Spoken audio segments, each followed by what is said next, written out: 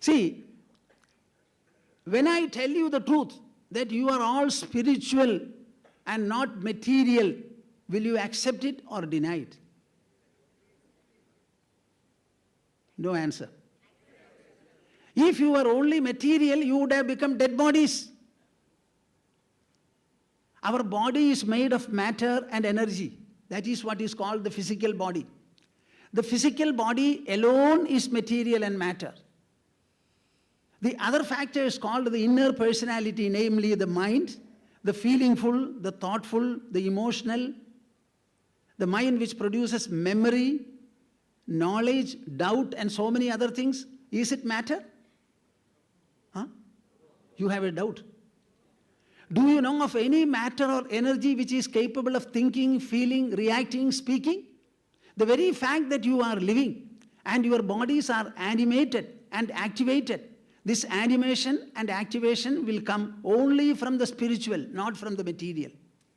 So whatever we call the mind, the intelligence, the ego, all these are spiritual functionaries. The functional nodes of the spiritual substance called consciousness, or what you call the self or God. So why speak about enlightened decision making? The very thought process is spiritual. The very knowledge process is spiritual. The very emotional and feeling process is spiritual. Now, out of so many other functions which the mind and the intelligence do, decision making is also one. If the thought process, feeling process, memory process, knowing process, emotional process, all these processes are spiritual, decision making also is necessarily spiritual. So whenever you speak of knowledge, whenever you speak of feeling, etc., they always refer to the inner spiritual constituent of your personality.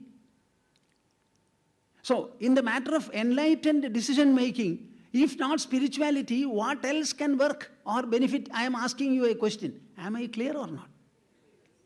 The entire thought process is spiritual. It is not material. It's not physical. It's not energial. It's only spiritual. So spirituality is the only pursuit by virtue of which you can have a proper decision making and an enlightened decision making. In fact, I would like to say to the hearing of the entire world that decision making itself is a spiritual process. It is not a material process. Now the question is, how you can make it an enlightened decision making? Decision can be made in an unenlightened manner, in an ignorant manner, in a deluded or a delusional manner, in a perverted or a distorted manner.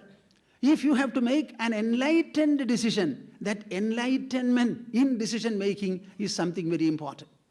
And if you ask me, by spirituality alone this quality can be cultivated, improved upon, enhanced, and further reinforced and elevated. There is no doubt about it.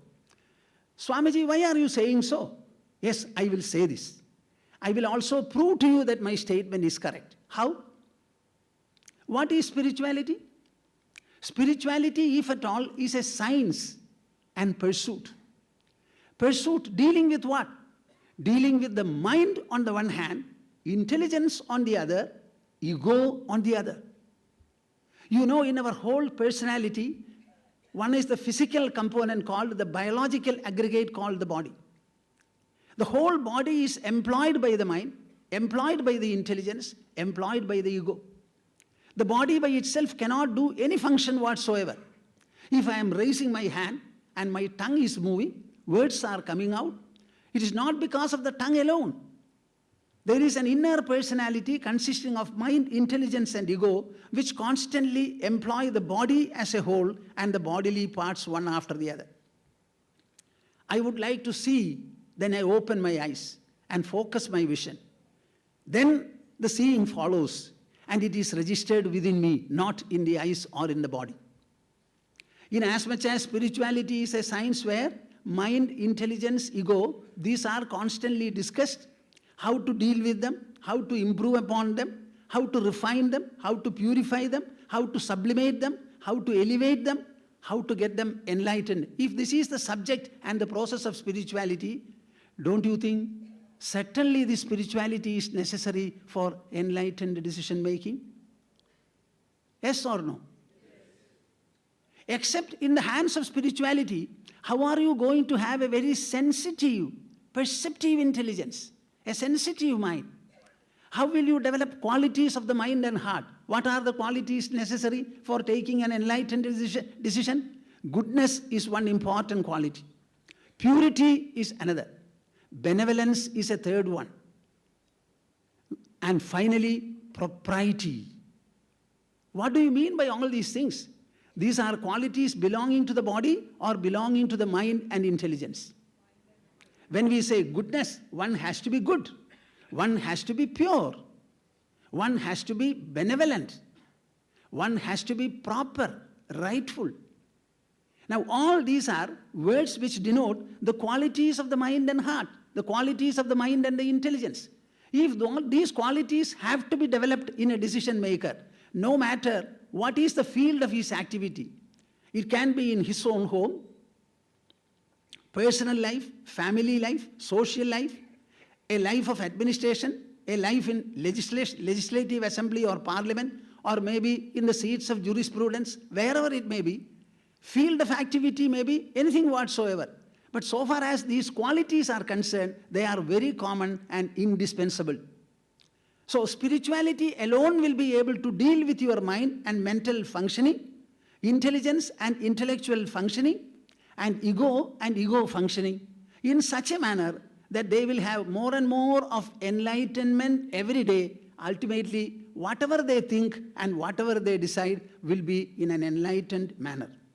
Am I clear or not? So the only means for taking enlightened decision is to place yourself in the hands of spirituality more and more.